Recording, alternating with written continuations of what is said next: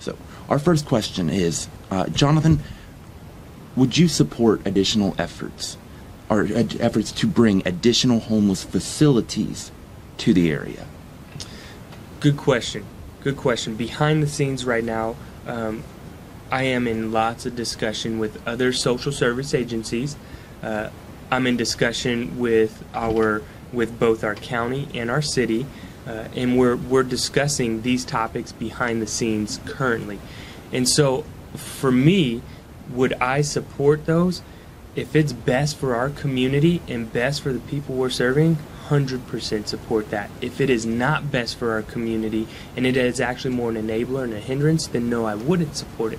So it's all contextual, and really we need to figure out what's best. And so right now, a good example, I'm really trying to work with Doug Christian, who's doing the Shasta Humanity Project, transitional housing, and the way that they've developed it and set it up, I think it's good for our community. I really do think it's good, and we have people at the mission who are getting jobs almost on a weekly basis while living at the mission, and where do they transition out to? So last year we helped 131 people transition out of the mission. With more transitional housing, we could probably see a little bit higher rate of that and have an easier transition process for them. So depends all on the context of the situation, what the organization is, what they're promoting. But that's a good example of how, yes, we do promote and try to partner with everybody. Okay. We have one question here. They're asking about the troublemakers that the mission allegedly attracts. For those of you who don't know, Chief Rob Paletti had his officers conduct a survey of individuals whom his officers contacted while on bike patrols. They asked them, where were you from and why did you come to Reading? Out of 188 people, about 2/3 responded, and those 2/3 were broken down pretty evenly between I came here for friends and family, I came here for charitable services such as the Good News Rescue Mission or the Hope Van, and finally I came to stay. I was passing through and my vehicle or transportation just broke down. And this person is asking, what are your plans to reduce the troublemakers you attract? And I'm curious, you talked a little bit about it, but I was wondering if you could elaborate on whether is the mission attracting these problem people, and what are you doing to try to keep them from Good question.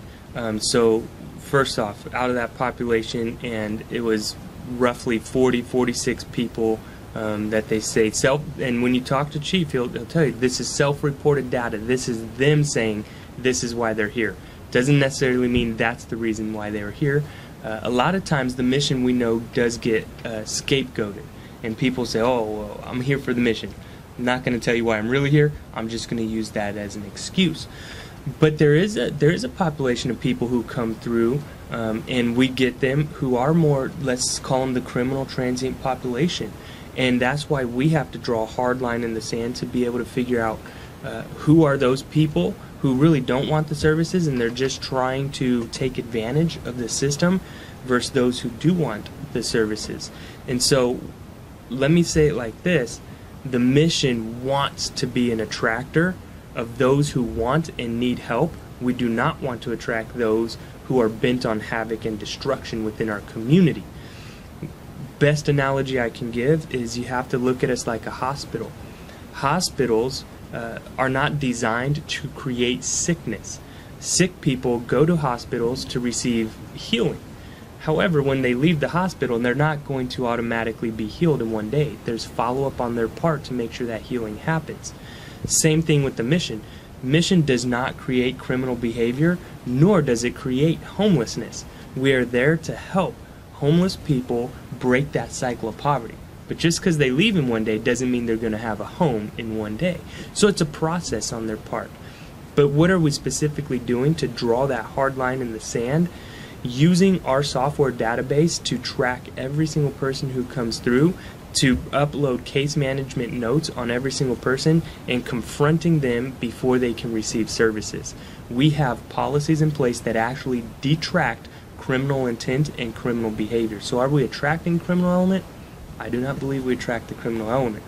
Though a lot of people might come on, I wouldn't say a lot, some people might come on who have that behavior, they will be weeded out fast and they will be gone. But we also want to give them the opportunity to overcome that behavior by confronting it. Because if they can overcome that behavior and we can break that cycle of poverty with them and they don't go back into that lifestyle, that's a success for all of us.